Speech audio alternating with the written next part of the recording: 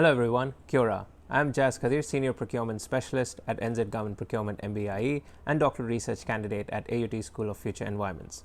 My research is on regenerative development approaches in Aotearoa, New Zealand. The aim of the research is to improve strategic decision making for governance and procurement of regenerative projects, which simply translates to achieving broader social, cultural, natural and human outcomes through public spend decision making. Through the research, I have led discussions with top decision makers of NZ built environment and published 2 conference papers on the same. Further, I led the development of a regenerative design paper at AUT which used the case study of a sculpture design and led to improved selection of materials to reduce carbon emissions and waste as one of the outcomes.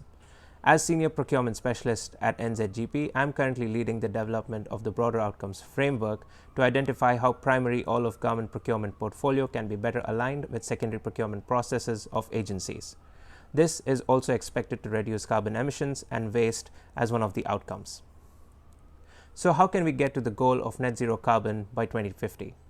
From my experience, there is no silver bullet and will require the efforts of everyone to reach this goal. We can begin by being specific and identifying short and long-term goals. In the short term, we can begin by applying NZ and international energy assessment tools such as Neighbours NZ and keep on measuring, because what we cannot measure, we cannot manage. Continue to apply and advocate for rigorous green and beyond building standards such as NZGBC's Communities Green Star, Passive House and Living Building Challenge. Further planning, design and procurement need to consider holistic, circular thinking for materials, supply chain and human effort as a serious option to reduce carbon emissions and waste. In the long term, whole-of-life carbon baseline metrics can be included in NZ Building Code, as is the work being undertaken by the Building for Climate Change program at MBIE.